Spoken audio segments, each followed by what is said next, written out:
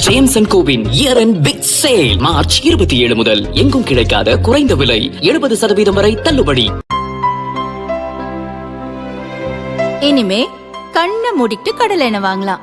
ஏன்னா மந்த்ரா கடலை எண்ணெய் இதயத்தின் தயாரிப்பு. வறுக்க பொரிக்க ஏன் எல்லா சமையலுக்கும் மந்த்ரா தான். மந்த்ரா கடலை எண்ணெய் அபார ருசி, ஆரோக்கியமான உடல் நலம்.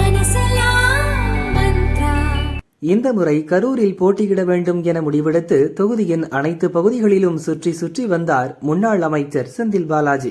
அமலாக்கத்துறை வழக்கில் 471 நாள் சிறைவாசத்தில் இருந்த பிறகு அமைச்சர் பதவியை ராஜினாமா செய்திருந்தாலும் தொகுதியில் பல இடங்களில் மக்கள் நல பணிகளையும் முடித்துள்ளார். குடிநீர், சாலை, சாக்கடை வசதி என தெருவுக்கு தெரு வளர்ச்சி திட்டங்களுக்கு பூமி பூஜை போட்டுள்ளார். வேளாண் கல்லூரி, புதிய பஸ் ஸ்டாண்ட் உள்பட கரூர் தொகுதிக்கு 1500 கோடி ரூபாயிலும் மாவட்டத்திற்கு 5000 கோடி ரூபாயிலும் திட்டங்களை 5 ஆண்டுகளில் செயல்படுத்தியுள்ளேன் என சொல்லி வந்தார். கரூரில் மீண்டும் போட்டியிட திட்டமிட்டு அனைத்து காரியங்களையும் செய்து முடித்திருந்தார்.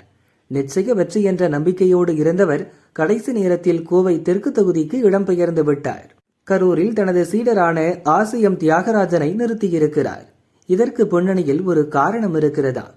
துவக்கத்திலிருந்து கரூரில் செந்தில் பாலாஜியை எதிர்த்து அரசியல் செய்பவர் அதிமுகவின் முன்னாள் அமைச்சர் எம்.ஆர். விஜயபாஸ்கர். இவர் தொகுதியில் நன்கு அறிமுகமானவர் மட்டுமல்ல, கட்சியின் அனைத்து மட்டங்களிலும் ஆசி பெற்றவர். அதனால் அவருக்கு ஒட்டுமொத்த கட்சியும் முன்னின்று தேர்தல் வேலை பார்க்கும் என்பது கடந்த தேர்தல்கள் நிரூபித்த உண்மை. இந்த முறையும் அதே நிலையை நீடிப்பதாக அதிமுகவினர் கூறுகின்றனர். முன்னாள் அமைச்சர் செந்தில் பாலாஜிக்கு மாட்டு வண்டியில் மணல் அள்ளும் பிரச்சனை, வெண்ணைமலை பாலசுப்பிரமணியர் கோவில் நிலப்பிரச்சனை உள்பட பல்வேறு உள்ளூர் பிரச்சனைகள் எதிராக நிற்கின்றன.